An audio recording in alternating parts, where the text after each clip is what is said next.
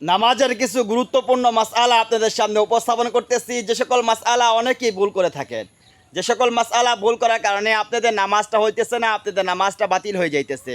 আজকে আমার ভিডিও থেকে আপনারা সে সকল মাসলাগুলো সঠিক এবং সুন্দরভাবে শিখতে পারবেন, আর ভিডিও শেয়ার করে সকলের কাছে পৌঁছে দিবেন। আশা করি আপনাদের নামাজটা সহি এবং শুদ্ধ হয়ে যাবে।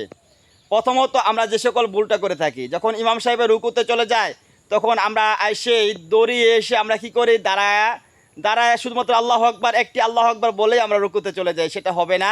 আমাদেরকে প্রথম তাকবীরে তাহরিমা, যেটা তাকবীরে তাহরিমা প্রথম যেটা বলতে হয়, সেটা আমাদেরকে হাত উঠাতে হবে এবং তাকবীরে তাহরিমা বলতে হবে। তাকবীরে তাহরিমা বলার পর অন্তত এক তাসবিহ পরিমাণ তো আমাদেরকে দাঁড়াতে হবে। তারপর আমাদেরকে রুকুর যাওয়ার জন্য আরেকটা তাকবীর বলে রুকুতে যাইতে হবে।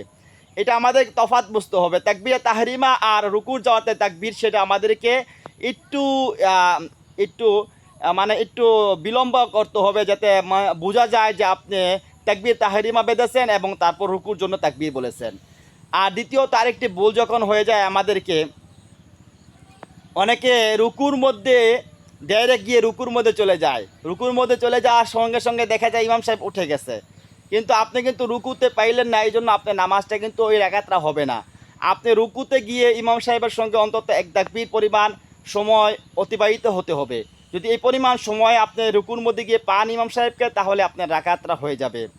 তৃতীয়ত আরেকটি আমরা ভুল করে থাকি, যখন ইমাম সাহেবের সেজদার মধ্যে চলে যায় তখন আমরা দাঁড়িয়ে ডাইরেক্ট সেজদার মধ্যে চলে যাই এবং ইমাম সাহেবের সঙ্গে সঙ্গে আমরা দুইটি সেজদা করে নিতে পারি না।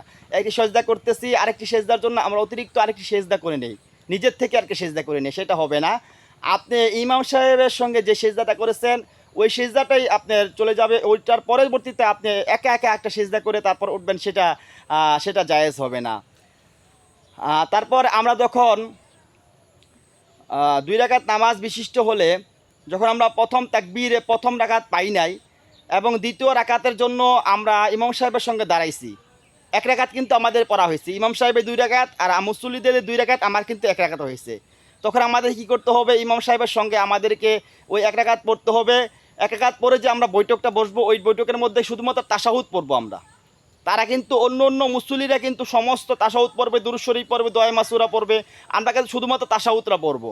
তারপর ইমাম সাহেব সালাম ফিরানোর পর আমরা দাঁড়িয়ে আরেকটা রাকাত যে ছুটে গেছে প্রথম রাকাত, ওই রাকাতটা আমরা পড়বো। ওই রাকাত প্রথম রাকাত ইমাম সাহেবের যেভাবে বলেছে ওইভাবে আমাদেরকে পড়তে হবে। এভাবে আমরা যদি নামাজ আদায় করতে পারি, তারপর রুকু সেজদা অন্য নামাজের মতো আমরা শেষ করবো, তাশাহুদ পড়বো, দুরূদ শরীফ পড়বো, দোয়া মাসুরা পরে আমরা ডান দিকে সালাম ফিরাবো এবং বাম দিকে সালাম ফিরাবো। আল্লাহ রাব্বুল আলামিন আমাদেরকে সহি এবং সুন্দরভাবে নামাজ আদায় করার তৌফিক দান করুক। আর যদি কোনো সমস্যা থেকে থাকে আপনারা কমেন্ট বক্সে জানিয়ে যাবেন, আমি আপনাদেরকে পরবর্তী ভিডিওতে সঠিক এবং সুন্দরভাবে নামাজ প্র্যাকটিক্যাল দেখিয়ে দিব।